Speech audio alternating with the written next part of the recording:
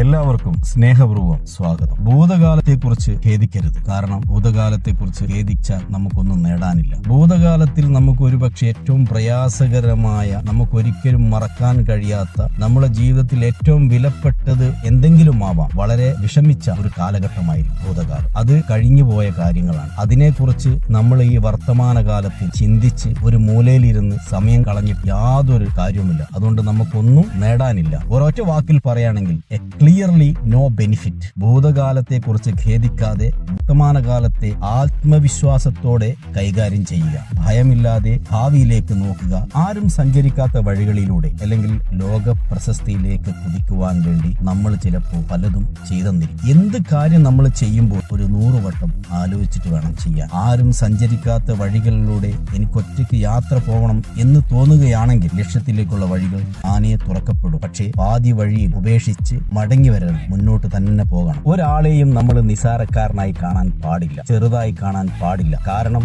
നമ്മളെക്കാൾ നമ്മളിൽ ഇല്ലാത്ത എന്തെങ്കിലും പ്രത്യേകത അയാളിലും ഉണ്ടാവും എന്നുള്ള തിരിച്ചറിവ് എപ്പോഴും നമ്മളിൽ ഉണ്ടാവണം. എന്നാൽ അസൂയ താനെ കുറഞ്ഞു കിട്ടും. ഒഴുകുന്ന ജലവും പാറയും പലപ്പോഴും ഏറ്റുമുട്ടും. ജയിക്കുന്നത് എപ്പോഴും ജലമായിരിക്കും. അത് അതിന്റെ ശക്തി കൊണ്ടല്ല, മറിച്ച് അതിന്റെ നിർത്താതെയുള്ള പരിശ്രമം കൊണ്ട്. കുറഞ്ഞൊഴുകി വരുന്ന ജലം പാറ കല്ലുകളെ തള്ളി മാറ്റുന്നത് പലപ്പോഴും നമ്മൾ കണ്ടിട്ടുണ്ട്. അതാ പറഞ്ഞത്, ആരെയും നിസാരക്കാരനായി കാണാൻ പാടില്ല. നമ്മളെ മറന്നുപോയവരെയും നമ്മളിൽ നിന്ന് മാറിപ്പോയവരെയും നമ്മളെ മടുത്തുപോയവരെയും മനസ്സിൽ നിന്ന് ഉപേക്ഷിക്കുക, ഡിലേറ്റ് ചെയ്ത് കളയുക. കാരണം അതുകൊണ്ടും നമുക്ക് യാതൊരു കാര്യമില്ല. കാരണം നമ്മളെ മറന്നുപോയവരാണ്, നമ്മളിൽ നിന്ന് മാറിപ്പോയവരാണ്, നമ്മളെ മടുത്തുപോയവരാണ്. മനസ്സിൽ നിന്ന് ഉപേക്ഷിക്കുക. എന്നിട്ട് നമ്മളെ മനസ്സിലാക്കിയവരെ ചേർത്ത് പിടിക്കുക. അതാവുമ്പോൾ നമുക്ക് നമ്മുടെ ജീവിതത്തിൽ നല്ല ഗുണപാഠങ്ങൾ സമ്മാനിക്കും. ജീവിതം എത്ര കഠിനമായാലും പ്രതീക്ഷ നഷ്ടപ്പെടരുത്. പ്രതീക്ഷ ഉള്ളിടത്ത് അത്ഭുതങ്ങൾ സംഭവിക്കും. ഖുർആനിൽ പറഞ്ഞിട്ടുണ്ട്, നിങ്ങളുടെ സമ്പത്ത് നിങ്ങളുടെ ധാർമ്മികതയെ ഇല്ലാതാക്കുന്നതാകരുത്. പറഞ്ഞ മനസ്സിലായില്ലേ? നിങ്ങളുടെ സമ്പത്ത്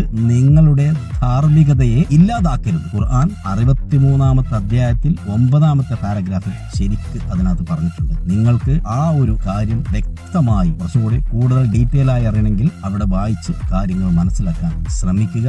നല്ല സ്വഭാവത്തോടുകൂടി ജീവിക്കുക. സ്നേഹത്തോടുകൂടി എല്ലാവരോടും പെരുമാറുക.